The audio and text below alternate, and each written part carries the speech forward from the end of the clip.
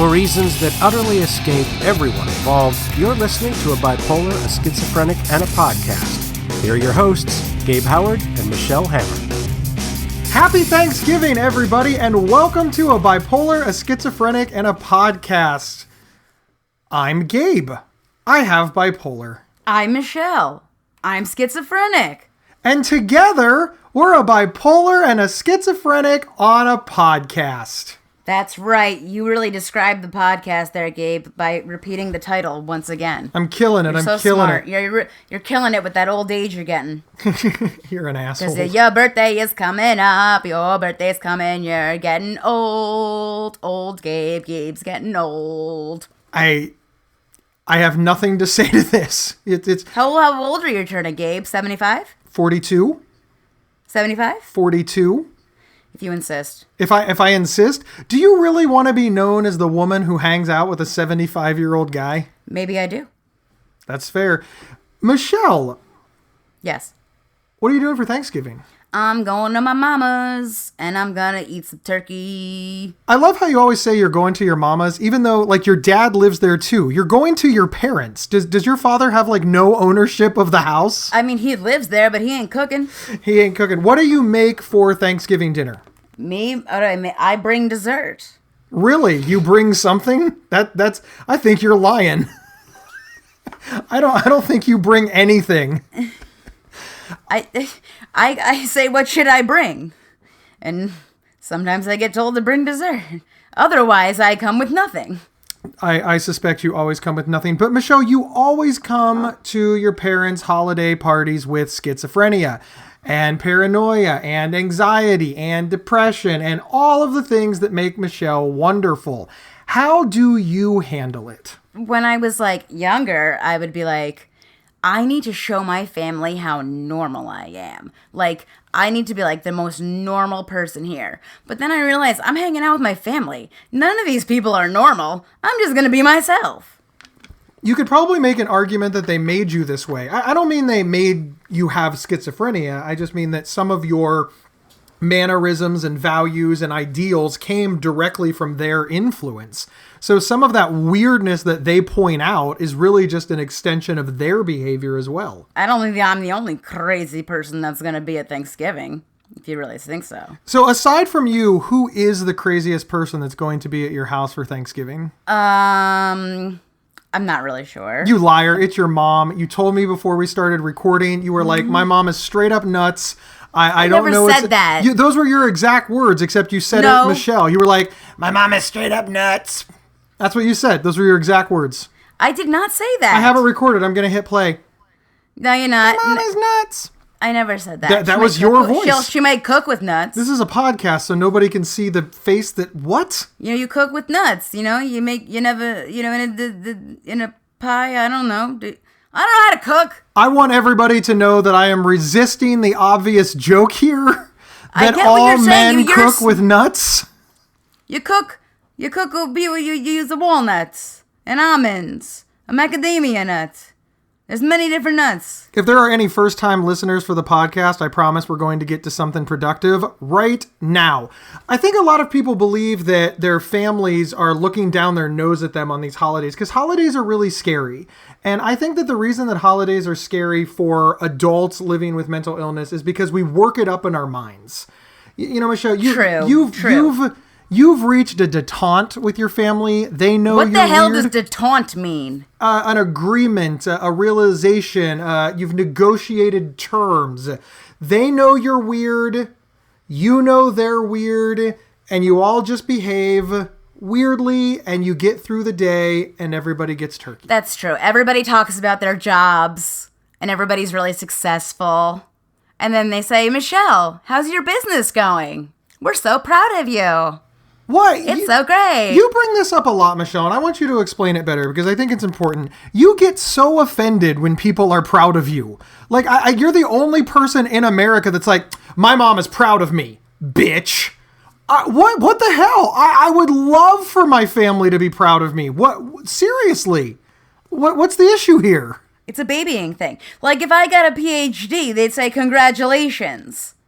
I'm proud of you. There's a difference between congratulations and I'm proud of you. So you feel that what they're saying is, oh, look at little Michelle. Look at little Michelle. She finally made it through college and she got herself together and now she's doing something that's kind of good, working really hard at it. Let's tell her we're proud of her so she feels good about herself and she's doing something good, but she doesn't have a real job like the rest of us. But we're proud of what she's doing. It's good because, she couldn't keep those real jobs. Those real jobs. Okay, hang on. What would you prefer that they say to you on Thursday? So it's Thursday. You show up without dessert because we know that's not going to happen. You walk in, your mom and dad look at you and they say, this is the correct answer now, and they say, how's work? And you say, then I'll tell them all the stuff I have lined up. And then they'll say, that sounds great. Good luck. And you don't think that that's condescending? That's great. Good luck. I don't know. Okay, but there's something different that's like, okay, say I was a teacher. How's work? Oh, it was really good. I really like my class. It's really going well. Oh, that's wonderful to hear. I'm glad work is going well for you. They never say, oh, I'm so proud of you for becoming a teacher. I understand what you are saying. I do. You and I talk about this all the time, that it's not about the words, it's about the context. And you feel that people don't have better compliments for you because they're just trying to satisfy you and move on to the quote important people. That's basically what you're saying, that they don't have a lot of respect for your business endeavors. It's not that they don't have respect for my business endeavors. It's like I'm being babied. I feel like a baby. First off, is it possible that this is all in your head? I don't mean for schizophrenia. So I don't mean are you hallucinating and do you need medicated? I mean is it possible that you're just being hard on your family? That they actually are proud of you, they're trying to communicate it, and you're just all... I could say that's possible. Yes. Okay, so how can you respond better so that you don't spend the whole day pissed off eating turkey? I don't know. I'll figure it out. You could say thank you. I'll just say thank you. Oh, thank you. You could say thank you. Thank you very much. I'm so glad you're proud of me. I'm proud of you for having children. And I'm proud of your children for having more children. And I hope those children grow up and have children. And then I'll be proud of them. I want the audience to take away that snarkiness is hilarious for a podcast, but ain't none of us want to be in your house on Thursday. All of us are like, oh my God, that is a passive-aggressive turkey fest. Proud of me. I'm going to say, I am so proud of you that you were able to cook this meal. I'm so proud of you for cooking this turkey. I'm so proud of you. And see what she thinks. I'm so proud you were able to make this stuffing. I am so proud of you for cooking this asparagus. I'm so proud of you. I am so proud of you for hosting this Thanksgiving dinner. I am so proud you were able to do this. I have to admit, if you ever hosted a Thanksgiving dinner in your apartment, I would be so proud of the people who came. Yes. For real. I am so proud of all of the guests. Oh, it's a war zone. I am so proud that you took the train to get here. I am so proud that my dad's going to pick me up from the train. I am so proud that he knows how to drive. This is all an illustration of how you feel that people look down on you because of the stigma of mental illness. You don't feel that they're judging you fairly. You think that they're kind of looking down, that they're not respecting your business endeavors, your success. You don't, in fact, you don't think that they're even respecting your failures. You just think that no matter what you do, they're going to pat you on the head and tell you that they love you and move on. And you don't want that. You want parents that see you as an equal, which means if you fuck up, you want them to say, that's bullshit. And if you do well, you want them to be impressed that you did well just because you did well, not impressed because you did well with schizophrenia. Right. What you're really searching for is equality. Right. And you feel that by not getting that equality, they're looking down on you. Yes. So even though you're some age that's not 18, you're kind of fighting that battle, where you want your parents to see you as a grown-up. Mm-hmm. Yes. But it is important to recognize that as you established, I am going to be 42 years old, and my grandmother still thinks I'm 6. Yes. Understood. I have not drank milk with dinner since I was 17 years old. Yet every single time I show up at my grandparents' house, my grandmother pours me a glass of milk. It's been 25 years since I wanted milk with dinner, and she still gives it to me. Join a Jewish family, you will never have milk with dinner. Yeah, but no, okay, you're missing the point. I think that one of the things that frustrates people about these holidays is the traditions. Because traditions are valuable. And traditions, they show us where we came from. They honor our past. But another word for tradition is obligation. Yeah. Because we're obligated to participate in them. And that can be good. Some obligations are good. We have obligations to each other. It's a tradition of this podcast that we get together, we make snarky comments, we beat each other up, and then we start the podcast. But it's also obligatory. We must do it because it's what gets us revved up. It's what gets us going. It's the soundtrack is tradition, but it's an obligation. Are you upset that you don't get to pardon the turkey and that the president does? What the hell are you talking about? I'm talking about Thanksgiving traditions. The turkey that gets pardoned. Do you want to pardon the turkey? Yes. The president gets to pardon a turkey every year, and that is an American tradition. But you realize that this means that the president of the United States has to work on a holiday and has to do something, and it's an obligation for his office. Where does the turkey go that gets pardoned? To like Turkey Heaven, Turkey Haven? Like, is there like a whole like farm? It's like, you've been pardoned. Come hang out on our farm. It's like for all the pardoned turkeys, and you like play on slides all day. Name a tradition in your house, Michelle. Like a tradition that you like, sincerely. Don't bring up the tradition of mom and dad getting in a fight right before the turkey comes out of the oven. That's the tradition in my family, so you can't have it. What tradition, Thanksgiving tradition, what tradition do we have? Eat? Watch football, do you have watch turkey? Football and eat food? Those football players miss Thanksgiving because they got to play football. Oh, no. We're going to step away for a moment to hear from our sponsor. This episode is sponsored by BetterHelp.com. Secure, convenient, and affordable online counseling. All counselors are licensed, accredited professionals. Anything you share is confidential. Schedule secure video or phone sessions, plus chat and text with your therapist whenever you feel it's needed. A month of online therapy often costs less than a single traditional face-to-face session. Go to BetterHelp.com/Psych Central and experience 7 days of free therapy to see if online counseling is right for you. BetterHelp.com/Psych Central. Welcome back. We're talking about how to survive Thanksgiving with your family. You said that your family's Thanksgiving tradition was to eat food, turkey, and watch football. And that's the tradition. So in many ways, it's an obligation if you go to the Hammer household that you're going to be eating this menu and watching this game. So if you don't want to participate in this, it's not the fun and loving tradition. It's now an obligation. You don't strike me as a football fan, Michelle. I'm really not a football fan. Really not. But you do it because of the tradition. Well, I mean, if I try to change the channel, everyone's going to kill me. Exactly. So now it's an obligation. And this is why people with mental illness have such a hard time. Because, listen, you shouldn't change the channel. That's unreasonable. But maybe some of the things that you want changed are reasonable for you, but unreasonable for the other people in the room. And this creates this issue. It creates this problem. It creates this dichotomy where in order to get your needs met, you need these changes. But in order for everybody else in the room to have their needs met, they need you not to want those changes. So now you're at like a standoff. You're all staring at each other and wonder who's going to get their feelings hurt. And it usually becomes a numbers game. The family outrules the person living with mental illness. And that's why we feel so alone and isolated. So there has to be a solution to this. I know what you're saying.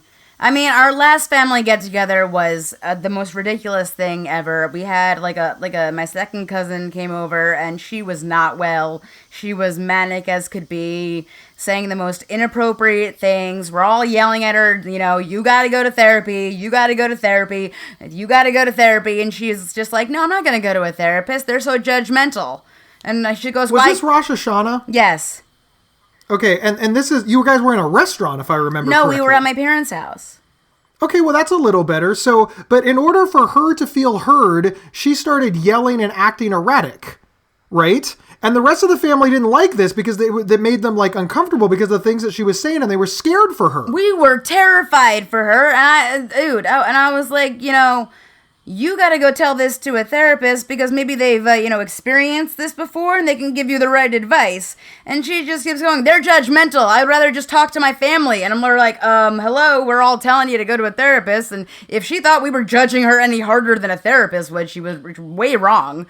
And then I found out she was in the psych ward for like 2 weeks. But there's an example of where she might have left thinking that her family wasn't supporting her. No, she did not. She thought we all supported her because I had to take the train back to the city with her. She had no idea that she was out of control. We ran into my friend on the train, and it was just ridiculous. And she said she was 60 going on 20. She wanted to make a porno tape, but she's too old. It was absolutely absurd. But I can tell you, I ran into her on Halloween, and I saw her, and I've never seen her more stable in my entire life. Whatever happened in the psych ward, they got her on the right meds, and she was the most normal I've seen her in my entire life. It was complete 360 from Rosh Hashanah. So she's doing so much better now. But that Rosh Hashanah dinner was, for lack of a better word, the craziest dinner I've ever had in my entire life. But that's a pretty extreme example. Yeah. I think many of our listeners aren't going to have that kind of a Thanksgiving. I think they're going to have the kind of Thanksgiving that you talked about at the top of the show, where they feel judged by their family, or they don't get to watch the television show they want, or one of the traditions offends them and they don't want to do it, but the rest of the family does. Or, their parents tell them that they're proud of them and suddenly that's a bad thing. What about all of those people? Because we need family. We don't want to cut off our families. I don't believe there's anybody listening to this show that is dreading seeing their family on Thanksgiving that thinks to themselves, I really don't want to see my family. They might not want to see their family under these conditions, but they do want to be part of their family, but they're anxious about it. They're scared about it. They're terrified. That's true. I get this way. I once had a panic attack that was so bad at Thanksgiving dinner, I stayed in the bathroom for an hour and a half, and I had my wife tell everybody that I had massive diarrhea. True story. I convinced everybody that I had a 90-minute diarrhea episode because I didn't want to admit that I was having such a severe panic attack that I was literally laying on the bathroom floor naked, rocking back and forth to cool my body. I was that panicked. Well, what preempted that? What started it? Was there anything that started it, or was it all in your head? Well, I mean, mental illness is always all in your head. Well, I mean, did somebody say something, or it just nothing just popped up? I just got myself really, really, really, really worked up. My family is, they're not bad people, but they're loud and we're loud and you've got to be on your game. And I was away from home, so I was outside. And by away from home, I mean like 700 miles away from home. So I was outside of my routine. I didn't have my coping mechanisms down yet. This was my second wife, and things were always stressful. Nobody's fault. Things were just always stressful because I wasn't as well as I am now. So I was sort of in recovery, but like just getting in there, and I thought I could handle it, and I didn't pay attention to the warning signs. My family didn't know what was going on, and I just rocked back and forth naked on a floor and told everybody I had diarrhea. And this worked. I think that they will probably listen to this show and be like, when did that happen? And I'll be like, remember that time I told you it was gastric bypass? And they'll be like, oh. So we've all done it. But what I learned is that there was things that I could do to improve this. Like, I don't have to spend the entire day with my family. I have a car. I can go sit at a restaurant for an hour and, drink a soda and read a magazine, or, read Psych Central, or listen to some podcasts and relax. I can go for a walk around the neighborhood. I can go in a back bedroom with my nieces and nephews and play with them. I don't have to participate in every conversation that happens. My family in general doesn't push. If I don't want to talk about something, they change the subject. So we have all conditioned each other to have better holidays. And I will say one of the best things that we ever did in my household is remove the conversation of politics and religion off the table. The closest we get is we say grace and then we're done. We're not all sitting around debating a current state of affairs in America or arguing about Jesus, because that's just nuts. So we focus on the things that we like. I get you. We all agree on politics, the people who come to our Thanksgiving, so we can discuss it just fine. That's probably very helpful. I do not have the same in my family. We disagree on many things, or we're slightly left of center. I don't think we have gigantic differences in my family, but some of the things that we disagree on, we're passionate about. And it's not to say that we never discuss them, because we do. My sister and I, we talk about politics. My grandmother and I talk about politics. I mean, we talk about all kinds of things, but maybe Thanksgiving Day with a group of people is not the day to hash out your political views. That's all I'm saying. I think that every adult in the room, mentally ill or not, should agree on some basic ground rules. And this really, really helps people who are suffering from depression, anxiety, and on and on and on. It really is a good mental health trick. Tell your family that these subjects are off limits and you'll have a better Thanksgiving. That's true. I mean, I know there's questions that I definitely don't want to be asked. So, I mean, I'm going to have to just say to my mom, don't ask me this, don't ask me that, don't say that, and don't say that. We'll be okay. Well, yeah, and if your mom is a reasonable person, what she should think is, listen, I want to ask you that, and I want to know the answers to those questions, but Thanksgiving Day is not the day. And this is the things that our loved ones can do and that the people around us can do to help us. They can just remember that, hey, Thanksgiving Day is not the day. And one of the things that we, as people living with mental illness, can do is offer to talk to them later. We do set ourselves up to fail sometimes because we're like, look, I avoid my entire family except on Thanksgiving and Christmas, or Thanksgiving and holidays or whatever. And then they have to take the opportunity to sort of drill us for information because we're incommunicado the rest of the time. That's not okay. You know, my parents asked me hard questions when I got diagnosed. I didn't necessarily want to answer them, but I did make time to answer them. And I encouraged them to take different classes. So, you know, that was very, very helpful. If your loved one refuses to learn about your illness, if your family refuses to get on board with understanding what you're going through, have them listen to this podcast and say to them, look, I will do my part, but you've got to do yours. Word up. Just a word up. You got nothing else, Michelle? No, I agree with that. My mom says she learns a lot from this podcast, actually. So she has many questions she wants to ask me. She says when she listens, she wants to write down questions and then call me and ask me those questions. And that she loves Gabe so much. She just loves Gabe. She loves you. Aww. I love her too. She's the bestest. Are you proud of her? Don't draw me into your argument. Michelle, I have a great story to tell you about our podcast. I was speaking in Tennessee at a National Alliance on Mental Illness event. I gave the keynote, and it was very, very cool. And one of the things when I got there and people were like, this is Gabe Howard, he's the speaker, many people asked me where Michelle was. And I said, well, you know, Michelle and I don't always travel together, although we can, but you just have me. And one of the people that asked me that, she said, well, I want to tell you and Michelle both this story, but since it's unlikely that I will see you both, I'm going to tell you, and you have to promise to tell Michelle. Oh, tell me. And I said, okay. Tell me. I want to know. I'll do that. You got to tell me now. She said that she is not a person who lives with mental illness, but her son is. Her son lives with mental illness. And one of the things that they started doing that is very meaningful to them is they both listen to the podcast separately, just on their own time. They both listen to the show. And then, you know, once a week or once every other week, they get together and they have lunch or dinner or coffee, and they talk about the show. They don't always agree with everything that we say. Sometimes they disagree. Sometimes they like it. Sometimes they have more to add on. They ask each other, Mom, is that how you felt? You know, my son, is that how you felt? You know, what do you have in common? What is different for you? What is the same? But here's what I love the most, and I don't even think they realize it, so I hope I don't break the glass for them when I say this. They think that they're talking about the podcast. They're not. They're talking about what their lives are like because mental illness has interfered. They're talking about mental health, and they're talking about their relationship. They just think they're talking about the podcast. And that's just one of the things that I love about our show. because they're learning about each other and how this situation that they didn't ask to be in affects the other one. And I do believe that that is making their relationship better.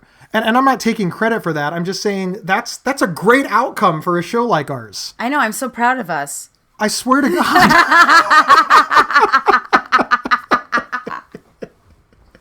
Michelle, we should be proud. We are doing great work. Final thoughts that I want to give people for Thanksgiving. Your family may be crazier than you. You don't know. Take a deep breath. Enjoy the holiday. They won't be around forever, and you will miss them. Michelle has even told me that she will someday miss her mother.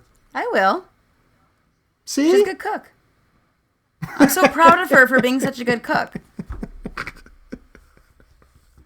Thank you, everybody, for listening in. I hope you have a very happy holiday season. Please leave us a review on iTunes, Google Play, Stitcher, Spotify, or wherever you listen to this podcast. Feel free to comment on psychcentral.com/BSP or on Facebook. And frankly, you need to be sharing this with everybody you know. Don't make us the best kept secret on the internet. We will see you all next week. I am so proud of you. You've been listening to A Bipolar, A Schizophrenic, and a Podcast. If you love this episode, don't keep it to yourself. Head over to iTunes or your preferred podcast app to subscribe, rate, and review. To work with Gabe, go to gabehoward.com. To work with Michelle, go to schizophrenic.nyc. For free mental health resources and online support groups, head over to psychcentral.com. The show's official website is psychcentral.com/BSP. You can email us at show@psychcentral.com. Thank you for listening, and share widely.